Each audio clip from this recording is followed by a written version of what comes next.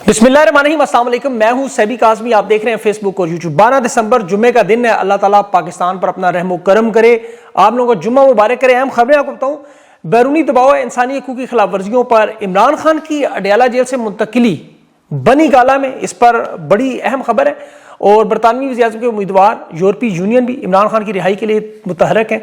और तहरीक इंसाफ को बड़ा अहम मामला समझना है, इन्हें अंदरूनी मदद मिलेगी। लॉन्ग मार्च का फैसला हुआ, ये सपोर्ट कहाँ से आएगी, ये पैगाम भी मैं इनको बीच में दूंगा ज़रूर अगर उन तक पहुँच गया। मरियम बिलावल के बगैर टेक्नोक्रेट सेटअप भी ऑप्शन। और सोशल मीडिया पे खान की मकबूलियत इंतहा पे। DGISPR कॉन्फ्रेंस, हुकूमती वारदातों के बाद एक्स पर दोबारा बंदिश, VPN तैयार कर लें। नॉर्वे के सफीर का डिमार्च करना महंगा पड़ा। दिसंबर में, इस महीने में GSP+ स्टेटस खत्म होने का खतरा और इलेक्शन रिपोर्ट भी जारी होने का, यूरोपीय यूनियन की कार्रवाई भी।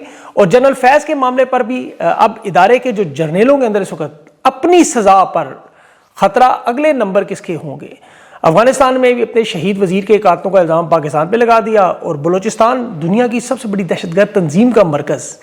और हिंदुस्तान ने बलूचिस्तान और लियारी पर जो खतरनाक फिल्म बनाई, जिसके अभी रहमान डकैत की और आसिफ जरदारी और लियारी गए कि ये क्यों पूरी दुनिया में इतनी मशहूर हो चुकी है, ये मामला भी है। और प्यूटन की आज मुलाकातें भी हैं, कुछ अर्दगान से भी हुई, उन पर भी बात करेंगे अगर वक्त मिला।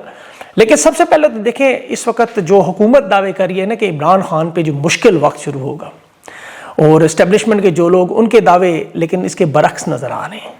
उनका कहना है कि इमरान खान तारीख का मुश्किल 3 वक्त गुजार चुके हैं। जो अटक जेल के बाद अडयाला में खान से सहूलियात छीनी गई, खाने पीने से लेके खतरनाक तरीन कैद तन्हाई, जिसमें बिजली पानी बंद करना, वकला के साथ मुलाकातें बंद करना, डॉक्टर तक रसाई ना होना, हत्ता कि वो पहरेदार जो अडयाला जेल में 6 पुलिस वाले, उनसे कलाम बल्कि सलाम की इजाज़त भी ना होना। यह साबित हो चुका कि इमरान खान ने न सिर्फ बैत से इनकार किया है, वो अपने मौक़िफ़ से 1 इंच भी पीछे नहीं हटे। और ये जो तारीख का मुश्किल तरीन वक्त है ना, 14 महीनों से इमरान खान को पिंजरे में बाकायदा बदतरीन टॉर्चर का निशाना, जो गैर इंसानी, गैर इस्लामी सलूक, जिसकी दुनिया भर की तंजीमें, मजहब के सारे ठेकेदार देखते रहे। इमरान खान वो जुल्म बर्दाश्त कर चुके हैं। मैं अगर एक लाइन, एक जुमले में कहूँ ना कि वो डट जाओ हुसैन के इनकार की तरह, ये इमरान खान ने अमली तौर पर आज साबित भी किया हुआ। इसीलिए खान को वो मकाम, हैसियत और रुतबा मिल चुका है। और हुकूमत जानती है कि इमरान खान को किसी भी जेल में ट्रांसफर करें, पाकिस्तान की किसी भी, तो कोई फायदा नहीं होगा। अब एस्टेब्लिशमेंट के अंदर जो बड़ी मीटिंग हुई, उसमें 2 लोगों ने बड़े वाशकाफ अंदाज में ये कहा भी कि अब तो हम सब कुछ हासिल कर चुके हैं, इमरान खान को हमें बनी गाला ट्रांसफर करके वहाँ बांग्लादेश में खालिदा ज़िया की तरह हाउस अरेस्ट कर देना चाहिए, चाहे हमें लंबा अरसा हो। तो कहा गया कि हमें इस प्रोजेक्ट को ख़त्म उसी तरह करना जिस तरह शुरू हुआ। लेकिन कहा बनी गाला महफूज है, अडयाला जेल के बाद चूंकि इकट्ठ है, तो बनी गाला की तरफ चलते हैं। बुशरा बीबी की रिहाई पर भी उनकी वालदा बीमार होने की दरख्वास्त को भी कंसिडर किया जा रहा है। ये मैं आपको बड़ी खबर दे रहा हूँ, क्योंकि इन्हें जो नजर आ रहा है कि इमरान खान कमजोर नहीं हुए। इमरान खान पाकिस्तान की तारीख का सबसे ताकतवर शख्स, और इस्टेब्लिशमेंट ने जो तहरीक इंसाफ की क़यादत को और पाकिस्तानियों को एक मुनज़्ज़म अंदाज में उलझाया हुआ है। एक कोशिश के मायूस करें, और दूसरी कोशिश देखें। एक बात याद रखें, इमरान खान बिल्कुल ठीक है, अल्हम्दुलिल्लाह वो महफूज है। वो तमाम तर तशद्दुद, टॉर्चर के बावजूद ना सिर्फ डट के खड़े हैं, मुकाबला कर, और अल्लाह ने हौसला दे रहे हैं इस चीज़ का। पाकिस्तान की कौम को सिर्फ ज़रूरत है वो डट कर मुकाबला करने की। और ये मैं आपकी तसल्ली के लिए खान की जान, सेहत की सलामती और तहफ़्फ़ुज़ की बात कर रहा हूँ। उसमें याद रखें कि हुकूमत बरतानिया बाकायदा तौर पर इस्टेब्लिशमेंट के साथ राब्तों में है। बरतानवी सफ़ीर बाकायदा ये सबूत वीडियोज़ के तौर पर देखते हैं, इनके एहलकार मीटिंग्स के लिए भी जाते हैं, ताकि खान की सेहत सलामती का कोई मसला ना हो। बाकी जान तो अल्लाह के हाथ में है। बरतानिया चूँकि पाकिस्तान चूँकि बरतानी कानूनी रहा, यूरोप मगरब का कानून वैसे ही ट्रांसनेशनल ऑपरेशन है। और खान के बेटे और ख़ानदान बरतानवी शहरी हैं, याद रखें। इतना मामला आसान नहीं है, वरना इस्टेब्लिशमेंट के जर्नल कब के इसमें कामयाब हो चुके थे, साहिवाल में, मच जेल में ट्रांसफ़र कर चुके थे। ये मामला रुका ही बरतानिया की वजह से हुआ है। इनके ऊपर दबाव है कि इमरान खान को बनी गाला ट्रांसफ़र करें, हाउस अरेस्ट करें। उसमें यूरोपीय यूनियन का मामला भी आपके सामने आगे चल के आपको बताता हूँ कि बरतानिया में अभी जो वहाँ वज़ीर-ए-आज़म के उम्मीदवार हैं लेबर पार्टी के, जेरेमी कॉर्बिन, वज़ारत उश्मा का इलेक्शन लड़ने। वज़ीर-ए-आज़म तो शायद ये ना बन सके, लेकिन ये दुनिया के उन रहनुमाओं में जिनकी आवाज़ इंसानी हकूक़ की तंजीमें, आलमी मीडिया, यूरोपीय पार्लियामेंट, फ़लस्तीन, कश्मीर, ये सब मामलात पर सुनती है। खान की ये बाकायदा मुहिम का हिस्सा बन चुके हैं।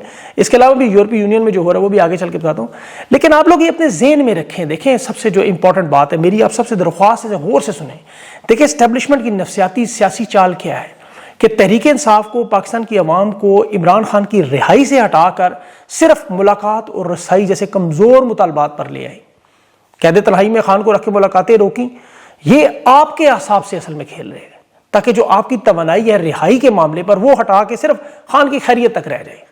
آپ کا اصل مطالبہ عمران خان کی رہائی کا ہونا چاہیے، سیاسی آزادی کا، آئین کی بحالی کا. عمران خان سے ملاقاتیں ان کے خاندان کی سیاسی رہنماؤں سے ضروری ہیں، لیکن انہوں نے آپ کو بتا دیا اصل معاملہ.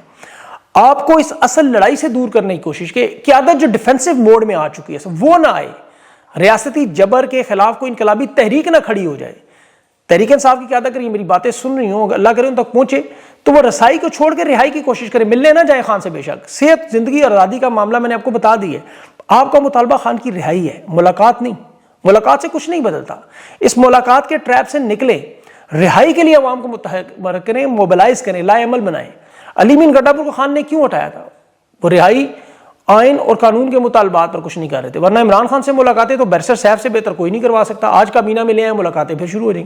لیکن عمران خان سے ملاقاتیں آپ کا مقصد نہیں ہونا چاہیے. آپ کا مقصد عمران خان کو رہا کروانا.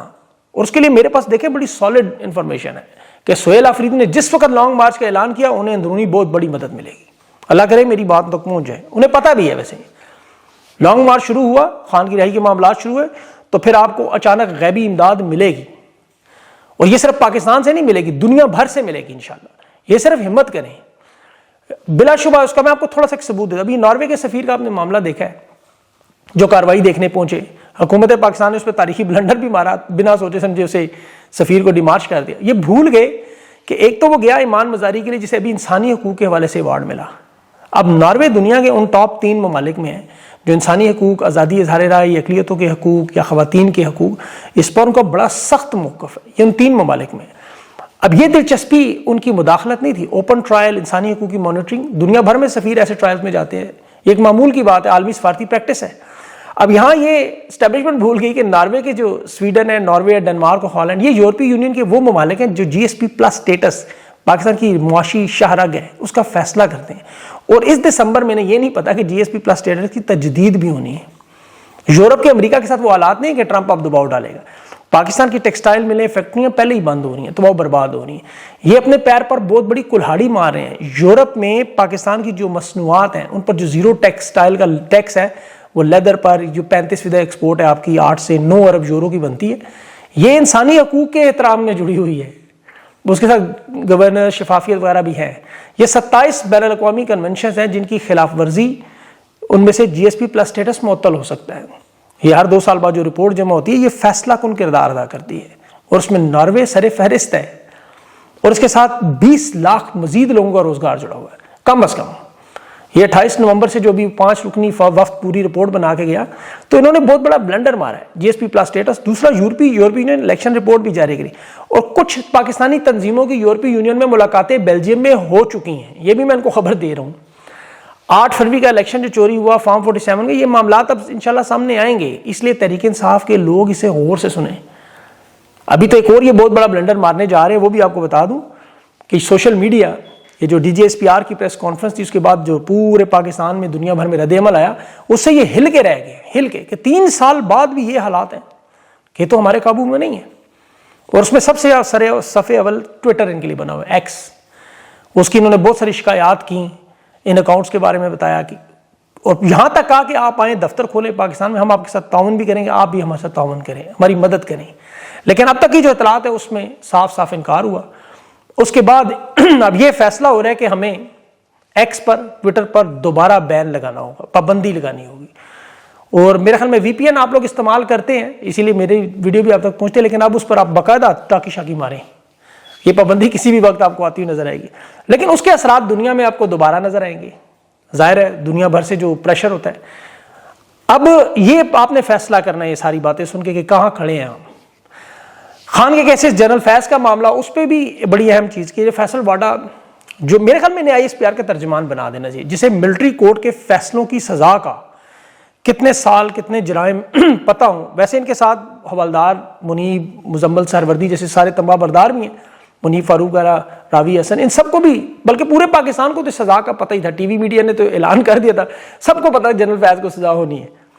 لیکن اس میں ان کے تمام درباری عسکری صحافیوں کی اب جو اچھل کود مچی ہوئی ہے کہ جی 9 مئی پہ جنرل فیض گواہ بن جائے گا، جی وعدہ معاف گواہ 14 سال کی اسے سزا ہوئی ہے، اب 9 مئی کے کیس کو 2.5 سال ہو چکے ہیں، اور حقیقت کیا ہے کہ آج بھی عمران خان کے خلاف چلان پیش نہیں ہوئے، مقدمات نہیں آگے بڑھ رہے۔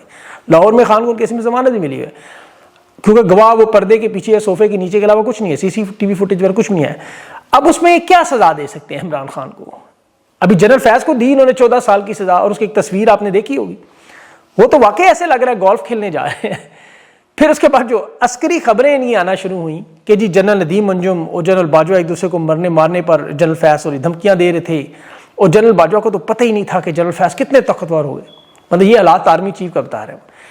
DGISI کے عہدے پر جنرل عاصم منیر کی ذاتی رنجش اور امریکہ کا یہ جنرل فیض کو معاملہ لڑا ہے افغانستان سے انخلا کا۔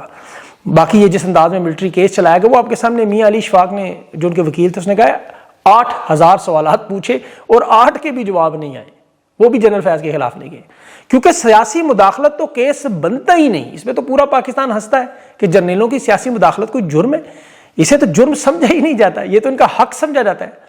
خواجہ آصف وزیر دفاع کا ایک بیان ہی کہ جنرل باجوہ آخری ریٹائرمنٹ کے دنوں میں ہمیں دھمکیاں بھی دیتا رہا، منتیں بھی کرتا رہا، لالچ بھی دیتا رہا کہ مجھے آرمی چیف بناؤ، یہ ایک ہی کافی ہے سیاسی مداخلت۔ پھر مولانا فضل الرحمان کا کہ جنرل فیض نے جنرل باجوہ کے ذریعے تمام پارٹیوں کو اکٹھا کر کے عمران خان کی حکومت گرائی، کیا یہ سیاسی مداخلت کافی نہیں؟ یہ بھی کہ نواز شریف کو جیل سے نکالنے والا جنرل باجوہ تھا، تیسرا بیان کافی ہے۔ شہباز شریف کے بیٹے سلمان شہباز کو جیل سے نکالنا جنرل فیض تھا، جنرل باجوہ تھا۔ تو یہ تو اتنی لمبی چارج شیٹ آپ بیٹھ کے بنا جائیں آپ کے ہاتھ تھک جائیں گے۔ جنرل فیض کے کھاتے میں جو مرضی ڈالے۔ سیاست میں مداخلت میں سارے اس حمام میں سر سے پاؤں تک ننگے ہیں، لتھڑے ہوئے ہیں۔ سیاست میں رقوم لینے سے ISI جنرل جیلانی سے لے کے جنرل حمید گل، جنرل مشرف، کیانی، راحیل شریف، سارے کے سارے سیاسی سر، یہ تو فوج کا حق ہے۔ 1947 سے جنرل ڈگلس کے دور سے شروع ہوا۔ فارم 47 پر الیکشن لوٹنا عوام کا مینڈیٹ ہو رہی ہے، ان کا تو پیدائشی حق ہے۔ اور یہ کوئی اس میں دیکھیں 1 2 4 جنرل نہیں، یہ تو پوری بلکہ ہاؤسنگ سوسائٹیوں سے جو بھتا لینا نون لیگ کے لوگ کہہ رہے ہیں، حامد میر کہہ رہے ہیں کہ ان سے بھتا لیتے رہے جنرل فیض، تو یہ کوئی جرم نہیں ہے ان کی جرائم میں نہ سمجھا کریں، یہ ان کے حق ہے۔ سیاسی رہنماؤں کو غدار دینا، انہیں جیلوں میں ڈالنا، جماعتیں توڑنا، یہ کوئی 1 2 افراد نہیں، یہ تو پورا وہ طاقتور ڈھانچہ ہے جو اپنے آپ کو ریاست، اصل ریاست سمجھتا ہے۔ ویسے تو دنیا کی فوج ایک محکمہ ہوتی ہے، لیکن پاکستان وہ ملک ہے جو فوج کا ہے، سب کو پتہ ہے، ہم مانتے ہیں، تسلیم کرتے ہیں۔ ادارے کی سوچ کیا ہے؟ ورنہ 78 سال میں کوئی ایک ادا تو آرمی چیف ایسے آتا جو اس طرح کا نا، لیکن آتا تو خیر وہ بچتا نہیں۔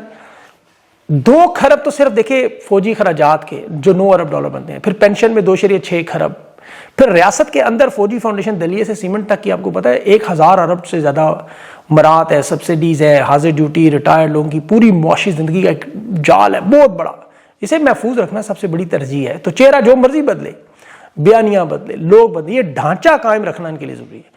اس کے لیے چاہے لیڈرز کو غدار بنائیں، جیلوں میں ڈالیں، جائز ناجائز کام کریں، خلاف شریعت کریں، یہ کوئی مسئلہ نہیں۔ فیض ہو، باجوہ ہو، جنرل عاصم منیر ہوں، جو مرضی ہو، ضیاء الحق ہو، یہ ادارے کی مشترکہ سوچ ہے۔ تو سیاست میں مداخلت کو جرم نہیں سمجھا جاتا، اس لیے اس پہ آپ بات نہ کیا کریں، یہ باقی اس کے ارد گرد ساری کہانیاں ہیں۔ 78 سال میں البتہ جو سزا جنرل فیض کو دی گئی اس کا مسئلہ صرف یہ پڑا ہے کہ اس وقت جو ISI سمیت تمام سربراہان ہیں اور ان کے نیچے سیکٹر کمانڈر ہیں، ان کے جو افسران ہیں مزید نیچے، انہیں یہ نظر آ رہا ہے کہ بھئی آرمی چیف فیلڈ مارشل نے تو سزا کا معاملہ جنہوں نے شروع کیا اپنے لیے تا حیات استثناء لے لیا، قانونی طور پہ وہ تو محفوظ ہیں، ان کے اوپر تو کوئی کیس نہیں بنا۔ وہ ہمارا کیا ہوگا؟ کل ہمیں بھی کہ جنرل فیض کے ساتھ بلی چڑھا دیا جائے گا، کیونکہ جو کچھ بھی جنرل فیض نے کیا وہ جنرل باجوہ کے احکامات تھے، اس کی مرضی تھی، اس کی مشاورت کے ساتھ، اس کے چاہنے پر۔ اب آئین قانون توڑنے پر یہ افسران سوچتے ہیں کہ ماضی میں اصغر خان کا کیس ہوا، اسد دورانی کا ہوا، ایئر مارشل جاوید سعید کا ہوا، میجر جنرل احمد کا ہوا، بریگیڈیئر راشد، یہ سارے کے سارے کو تحفظ ملا، لیکن جنرل فیض کی سزا کے بعد یہ ختم ہو گیا۔ تو جو ظلم و ستم ہم تحریک انصاف کے ساتھ کر رہے ہیں، جس کی اتنی لمبی چارج شیٹ، ایک ایک ظلم ایک ایک ریکارڈ پہ آ رہا ہے، ہمیں اس طرح کا استثناء ملے گا یا ملک چھوڑنا پڑے گا؟ اور ملک چھوڑنے پہ بھی یہ میں آپ کو بتاؤں، یہ جو اوورسیز پاکستانیوں کے اہل خانہ کے ساتھ پاکستان میں ہو رہا ہے، اب وہ لوگ کوشش کریں، کل مجھے کچھ لوگوں نے بتایا کہ یہ بھی ان تمام ریٹائرڈ لوگوں کے اہل خانہ کے ایڈریس، ان کے پتے، ان کے نام سارا کچھ ڈھونڈ رہے کہ ہم بھی پھر ان کے گھروں کے باہر جا کے احتجاج بیٹھ جائے کریں گے۔ عدالتوں میں جو کیسز ہیں اپنے ملک میں وزیر اعظم کے خلاف تو کریں گے، ساتھ ہم یہ بھی کریں گے، یہ بھی ایک سوچ شروع ہو گئی ہے۔ تو جنرل فیض کے معاملے نے پاکستان کی تاریخ میں ایک طاقتور جرنیل کے طور پر، جس کے ساتھ جنرل باجوہ، نون لیگ، پیپلز پارٹی اور تحریک انصاف کی حمایت بھی تھی، جس کی مخالفت تو ISI کے چیف کے طور پر ہٹانے سے جنرل عاصم منیر کی ذاتی ہوئی، لیکن ان عہدوں پر ہٹنے کے بعد اب فوج کے ایک دستور میں، جس میں آپ کو یاد ہوگا مشرف نے جب جنرل ضیاء بٹ کو جس کی جگہ پر تعینات اس کی پینشن تک نہیں روکی، تو یہ افسران کے لیے بڑا قابل تشویش ہے کہ بھئی اب ہمارے لیے یہ مسائل، باقی عوام کو اس سے کوئی غرض نہیں ہونی چاہیے، دیکھیں سارے ایک جیسے ہیں، سزائیں دیں پھانسیاں دیں، ان کا اپنا معاملہ ہے۔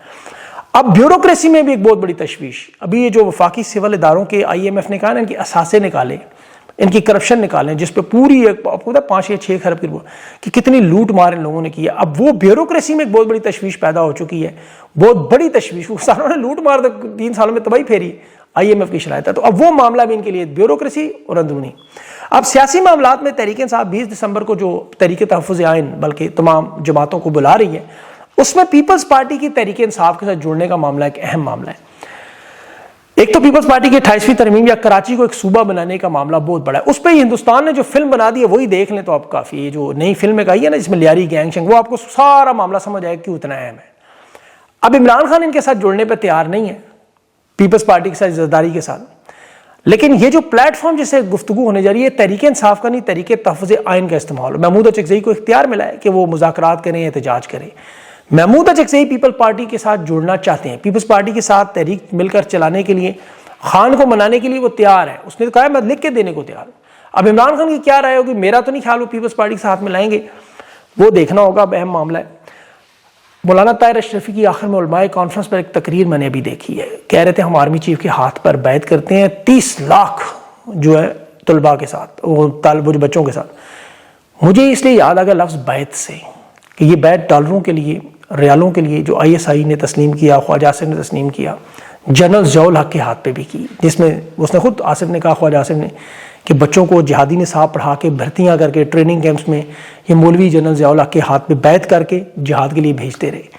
اربوں $3 ارب سعودی عرب نے اور $3.5 ارب امریکہ نے دیے، وہ چلے گئے سوئس بینکس میں اور یہ جہاد ہی لڑتے رہ گئے۔ تو وہ میں دیکھ رہا تھا ان مولویوں کا بیانیہ کہ آج کل نے 25,000 کی تنخواہ مریم نواز نے رکھی، یہ یزید کے دور میں عبداللہ بن زید گورنر تھا جس نے مسلم بن عقیل کو شہید کیا، امام حسین کے قافلے پر حملے کیے، یہ بیعت کروایا کرتا تھا، 25,000 علماء اس کے پاس تھے۔ یہ مولانا طاہر اشرف کی جذباتی تقریر دیکھ کے مجھے آرمی چیف کے بیعت پر یہ یاد آ گیا، آپ کے سامنے رکھ دیا۔ بہرحال اپنا خیال رکھیں اور ذرا تگڑے ہو جائیں، اس ویلاگ کو تھوڑا دوبارہ سنیں اور تحریک انصاف کو یاد کرائیں، میں نے اس میں بڑی اہم 2-3 باتیں کرتی ہیں۔ انشاءاللہ اگلے ویلاگ تک کے لیے مجھے اجازت دیں، اللہ حافظ۔